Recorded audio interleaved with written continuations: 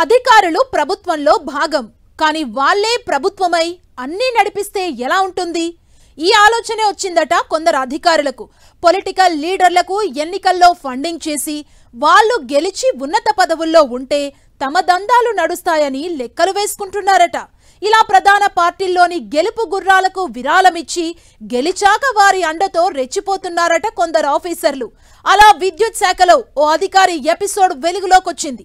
Revenue, police డిపార్ట్మెంట్లో కూడా కొందరు అధికారులు తామేం తక్కువ కాదన్నట్లుగా లీడర్లకు ఫండింగ్ చేసినా వారి జాబితాలో ఉన్నారట. అసలు రాజకీయ నేతలకు అధికారుల విరాళం ఎందుకు?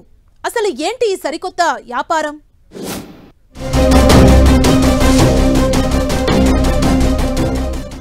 లంచాలతో పొలిటికల్ లీడర్లకు ఫండింగ్. అసెంబ్లీ ఎన్నికల్లో పలువురికి అధికారుల విరాళం.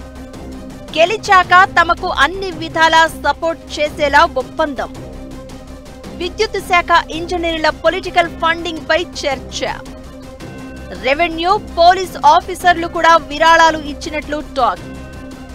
ఉద్యోగం ఉంటే సరిపోదు, మనం చెప్పినట్లు నడవాలి, అనుకున్న ఫైలు ముందుకు కదిలిపోవాలి, రెండు చేతులా సంపాదించాలి, కోట్లకు పడగెత్తాలి, తెర వెనుక ఉండి చక్రం తిప్పాలి. ఈ అత్యాశ, అధికార దాహమే కొందరు అధికారులకు దోపిడీకి దారి తీస్తోందట. బాలీవుడ్ వెబ్ సిరీస్ ను తలపించేలా ఓ కథ వెలుగులోకి వచ్చింది. అదే పొలిటికల్ లీడర్లకు ఆఫీసర్ల ఫండింగ్. ఇదెక్కడి కథ అని షాక్ కావచ్చు, కానీ కొందరు ఆఫీసర్లు తెర వెనుక చక్రం తిప్పేందుకు, తమ హవా నడిపించుకునేందుకు కొత్త ప్లాన్ చేశారట. లంచాలు, బెదిరింపులు చేసి వసూలు చేసిన సొమ్మును గత అసెంబ్లీ ఎన్నికల్లో పలువురు అభ్యర్థులకు ఫండింగ్ గా ఇచ్చారట. కాంగ్రెస్, బీఆర్ఎస్, బీజేపీలోని గెలుపు గుర్రాలకు విరాళమిచ్చి అందులో గెలిచి ఇప్పుడు కీలక పదవుల్లో ఉన్నవారి అండదండలతో ఎడాపెడా దందాలు చేస్తున్నారట. తాము అనుకున్న పనులు చేయించుకునేందుకు, ఫైల్స్ క్లియర్ చేయించుకునేందుకు శాఖల్లో తమ ఆధిపత్యం నడిపించుకుంటున్నారట. ఈ క్రమంలోనే తెలంగాణలోని విద్యుత్ శాఖ సిబ్బంది లంచాల వసూళ్లు, అవినీతిపై కొత్త అంశాలు బయటకి వచ్చాయంటున్నారు. గ్రేటర్ హైదరాబాద్లో లంచాల వసూళ్లలో పేరుగాంచిన ముగ్గురు విద్యుత్ ఇంజనీర్లు అసెంబ్లీ ఎన్నికల సమయంలో తమకు కావలసిన నేతకు విరాళం ఇచ్చారట. ఈ విషయాన్ని ప్రభుత్వం అంతర్గత విచారణలో గుర్తించిందట.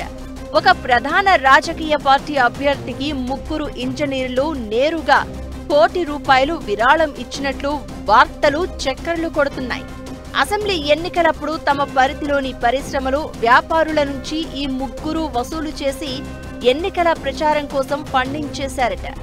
ఎన్నికల్లో గెలిచిన తర్వాత తమకు అన్ని విధాలా అండగా ఉండాలనే ఒప్పందంతో విరాళం ఇచ్చినట్లు టాక్ వినిపిస్తోంది. విద్యుత్ శాఖలోనే కాదు, పోలీస్, రెవెన్యూ డిపార్ట్మెంట్లలో కూడా కొందరు అధికారులు ఇదే రూట్ ను ఫాలో అయ్యారట.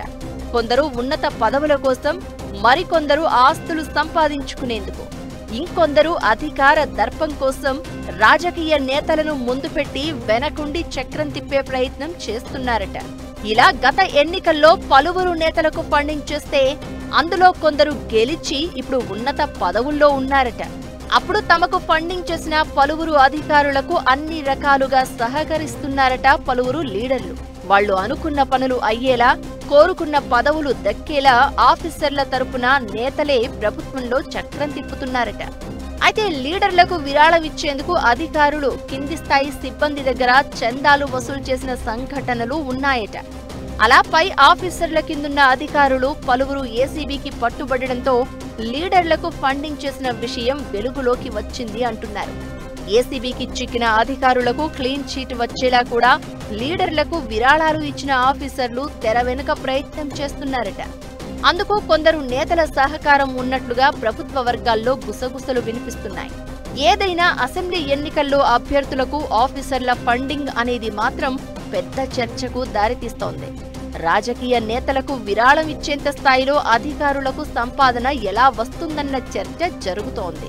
ఆఫీసర్లు కూడా తమ మాస్టర్ మైండ్ తో ఎవరు ప్రభుత్వంలోకి వస్తారు, ఎవరు గెలిస్తే తమ పనులు సాఫీగా జరిగిపోతాయనే దానిపై లెక్కలు వేసుకుని మరీ ఫండింగ్ చేసినట్లు చర్చ జరుగుతోంది.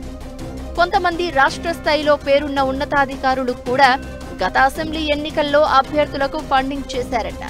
ఆ తర్వాత తాము కోరుకున్న నేతలు గెలిచాక వారి ద్వారా ఆర్థికంగా ప్రభుత్వ పరంగా లబ్ధి కూడా పొందినట్లు కింది స్థాయి అధికారులు చెవులు కోరుకుంటున్నారు. ఈ మొత్తం వ్యవహారం మీద ప్రభుత్వ పెద్దలు దృష్టి పెట్టినట్లు ప్రచారం జరుగుతోంది.